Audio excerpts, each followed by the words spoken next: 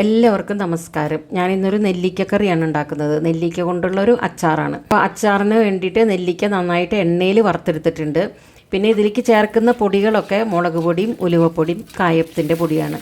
പിന്നെ കുറച്ച് പുളിയുടെ വെള്ളം കൂടി ഒഴിക്കുന്നുണ്ട്. അപ്പോൾ ഇതുപോലെ നെല്ലിക്ക അച്ചാർ ഉണ്ടാക്കി നോക്കിയിട്ടില്ലെങ്കിൽ ഒന്ന് ഉണ്ടാക്കി നോക്കൂ കേട്ടോ. നല്ല ടേസ്റ്റാണ്. അമ്പലപ്പുഴ അമ്പലത്തിൽ ഇപ്പോൾ ഉത്സവം നടക്കുകയാണ്. ഇന്ന് 9ാമത്തെ ദിവസമാണ്.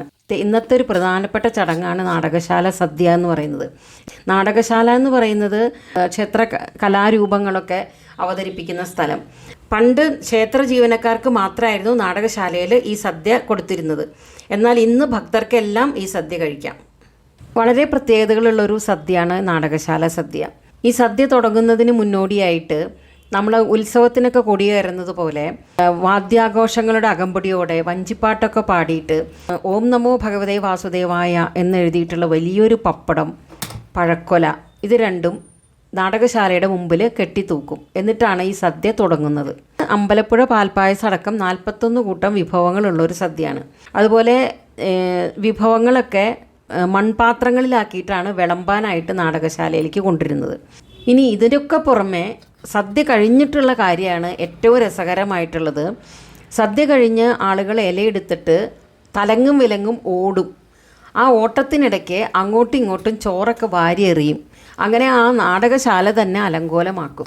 ഇതിൻ്റെ ഐതിഹ്യം എന്താണെന്ന് വെച്ചാൽ, ഒരു ദിവസം വില്ലുമംഗലം സ്വാമിയാർ ഉച്ച സമയത്ത് അമ്പലപ്പുഴ അമ്പലത്തിൽ തൊഴാനെത്തി. അപ്പോൾ ശ്രീകോവിലിൽ ഭഗവാനെ കണ്ടില്ല.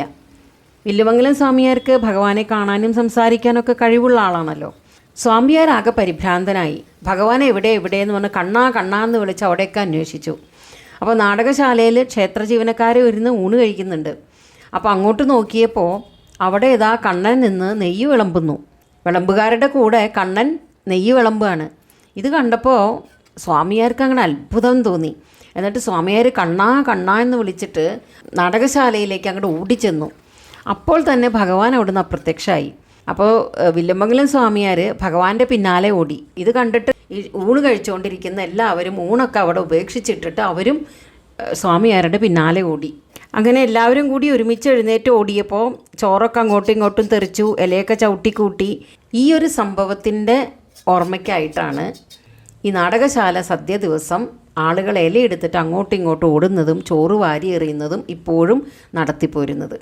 അപ്പോൾ ഇന്ന് ഇത്രയേ ഉള്ളൂ. വേറൊരു വീഡിയോ ആയിട്ട് വീണ്ടും വരാം. സപ്പോർട്ട് ചെയ്യാൻ മറക്കരുത് കേട്ടോ.